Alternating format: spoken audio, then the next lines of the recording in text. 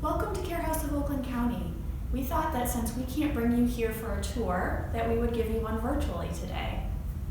We see hundreds of children each year, and as you take a tour, you'll see how the building was specifically designed for the work that we do and the children and families that we serve.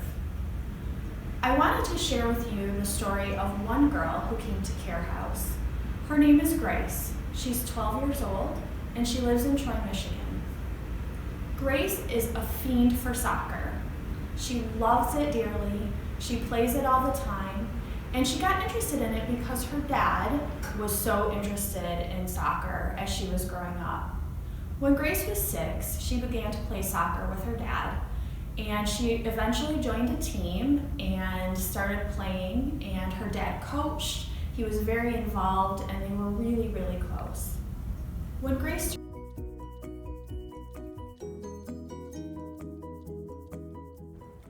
After Grace's dad died, Susan fell on hard times.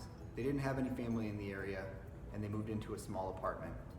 When Grace was 11, her mom met a guy named Steve on a dating site, and about a year later they moved in together. 2 months after moving in with Steve, when Steve and Grace were alone, Steve touched Grace inappropriately underneath her shirt. Grace was confused. It made her uncomfortable, and she didn't know what to do. She knew that this was not right, but she liked this man. He told her not to tell anyone, and if she did, that her and her mom would be homeless, and that all of them would be in trouble.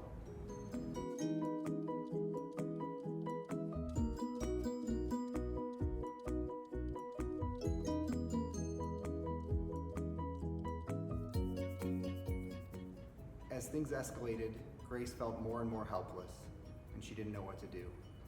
Her soccer coach noticed that she was very distracted and really not herself at practice anymore, and mentioned something to Susan that there might be something going on with Grace and that she just didn't seem herself. Grace's mom asked her if there was anything going on, and at that time she said no, there wasn't, and at that time she wasn't comfortable with saying anything. About a month later, Steve went out of town for business, and that was when Grace felt safe to tell her mom.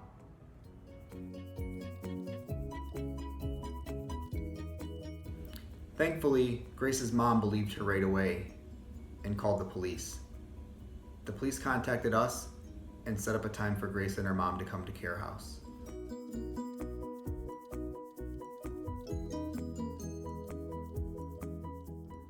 When I interviewed Grace here at Care House, I brought her into this interviewing room and asked her to pick where she wanted to sit, and she chose the couch.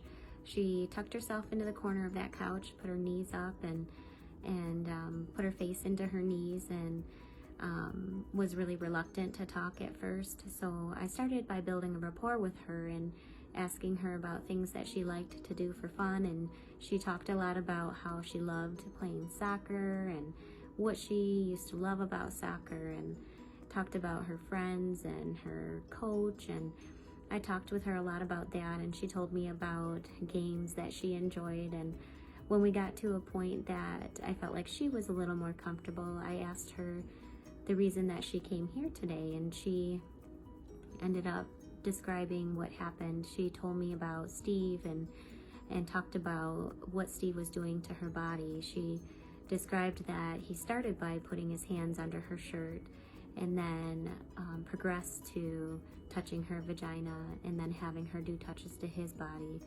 As she was talking, she appeared to be very embarrassed and worried, and sometimes she would tuck her face back into her knees, but then she would open up again as we talked more and more, and she did a really good job describing what it was that he did to her. She ended up telling me the reason that she was reluctant to tell anybody about it. She said she was so worried about breaking her mom's heart. She also talked about not wanting to lose another father and didn't want anyone to get in trouble.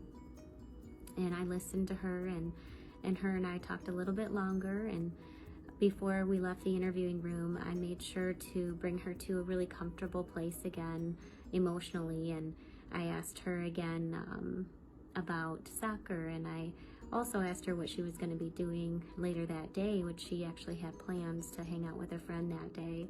So I asked what they would do and what they enjoyed doing, and once we got to a place that I thought she was more comfortable and open and a neutral topic, then I brought her back to her mother.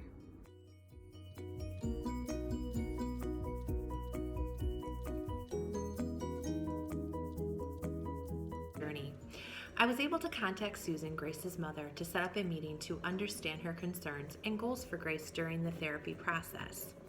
Mom shared Grace was having nightmares and was avoiding certain people and places after the sexual abuse. I was able to share helpful information about trauma in addition to ways to prepare and equip her daughter for treatment services. Grace was initially timid during our first meeting, but warmed up during our time together. Grace was able to learn about the dynamics of sexual abuse, her feelings in relation to the abuse, and process what happened to her in a safe environment. Grace vastly improved, and their family utilized other services in Care House, such as family support group, to get extra assistance during the challenging time. Thank you.